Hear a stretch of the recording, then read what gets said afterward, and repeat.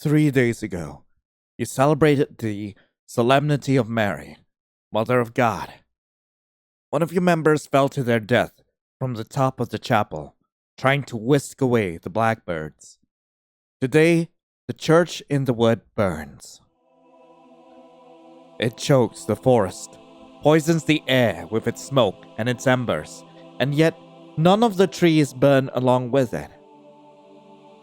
This was necessary. The only other soul outside the church is a man you have never seen before, dressed in black and white robes of a denomination you don't recognize. Embers sit on his cheeks, glowing against his scars and mismatched eyes. He must have started the blaze, and he's making sure the job gets finished. You try to muster questions and pleas, but nothing suffices. Your church was doomed the second the fallen was killed. Killed. A purposeful death, not an accident. The fire crackles. Seconds ago, you were in vigil for the fallen devotee of your community. Everyone in the church loved them. You were seated in the back, eyes closed, in silent memoriam to recall memories of their life. You smelled the heavy flavor of ash and fire first, and you sprinted for the door and left. Not a single soul came out behind you. As the Savior, I did what was necessary. Your church was condemned by heresy, and it has already begun to overrun you all. You don't understand what that means. This is not the first church to be consumed, and it will certainly not be the last. For in his body, which is still covered in the scars from when the Romans burned him alive, has the same carnal desires that sent the rest of humanity into the spiral. The Savior stares deep into the heart of the fire. It came in slowly as a raven. Heresy would sit outside windows, admiring the beauty of God's disciples. He would cry, but he would not admit it. How something so beautiful was shielded by the church. It is a sanctuary for a reason, isn't it? He laughs. There's a rattle of a cough that he effortlessly suppresses. In the distance, you can hear the groans of a crush of bodies.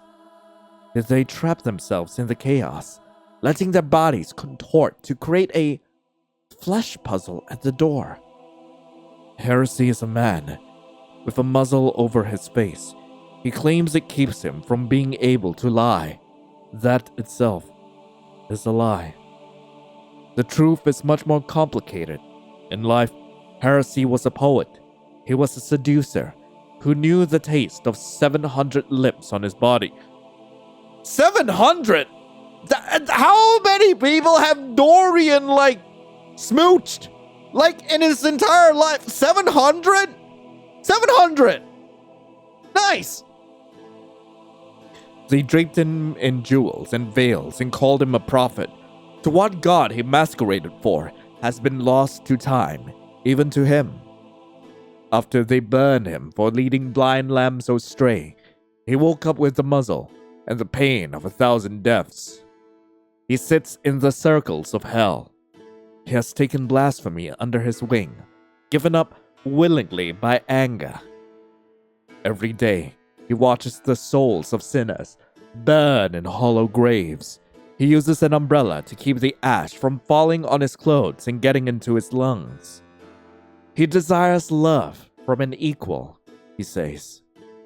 Truly, he desires love from something underneath him, something he can change.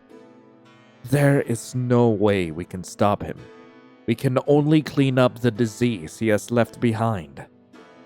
Your community was in danger the day your devotee died. I need to make that clear. It is the cleansing of a disease before the infection spreads. The Savior smiles at you. One of his eyes is infected, with red veins creeping towards the crimson iris. He looks sick, infected with something that only the Lord could inflict. If he was still that cruel. You doubt that. And yet, the Savior's expression hardens. You feel your thoughts being pulled out of your brain and examined, connected to strings. The groans from the church have stopped, but the structure still stands. I feel that you have doubts. I do not hate you for those thoughts. I had them once too. He touches your face, cradling it. It's so smooth, so pure, so free of the impurities of the world. But its grip is hard enough to draw blood. You wince. It dirties everything you've built in your devotion. Purity, routine, duty. The Savior leans in and whispers, "Do you know why I leave one person alive as the fire finishes their duty? Why I let the Lord deliver one to me? So that at least one of you, in your dying moments, can hear the sins brought upon you. Why this cleansing is for the protection of all lambs. Each one painted with their own circles to help their owners remember which flock they belong to. You are fated by the music and the sound of the Lord himself to join them. He sings to me and gives me divine intuition to guide my flame." He backs away from you. What he speaks is with the tongue of a madman. He guides me to extinguish those touched by demons. We cannot truly quench evil, for evil must persist to show the lambs the price of goodness. Heresy, with his pale, gloved hands, has them strung around your neck, pressing into your arteries. He will force you to spout his heresies, even if you think you're free from sin. I cannot let you go. Put yourself in my position and answer with yourself in mind. Will you let yourself be choked by the ash, or will you allow your body to burn like those you once knew? Make your choice.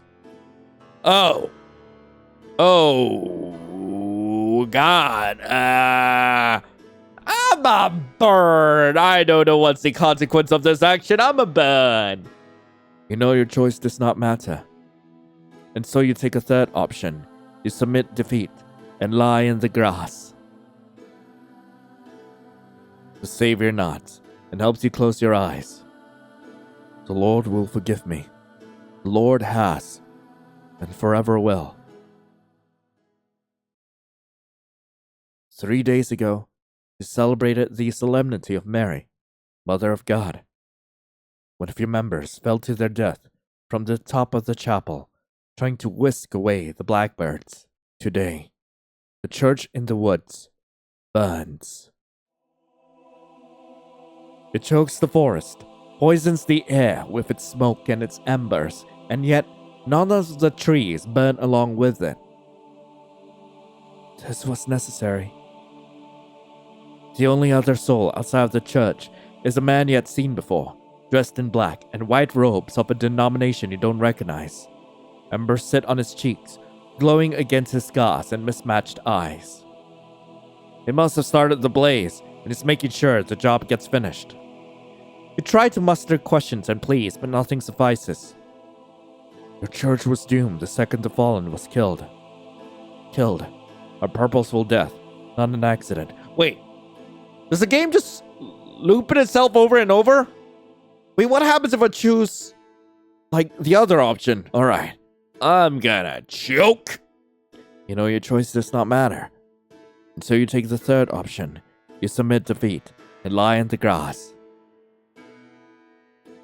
The Savior nods and helps you close your eyes. The Lord will forgive me. The Lord always has, and forever will. So that was a fire Transfixed. I really hope you guys enjoyed it. If you guys do want to play this game for yourselves, link to the game will be in the description below.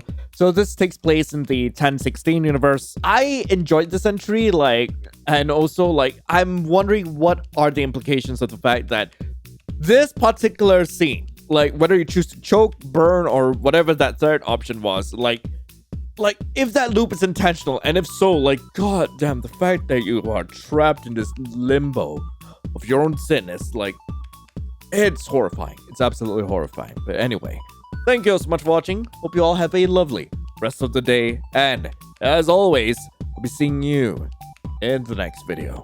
This is Lion, signing off. Ciao.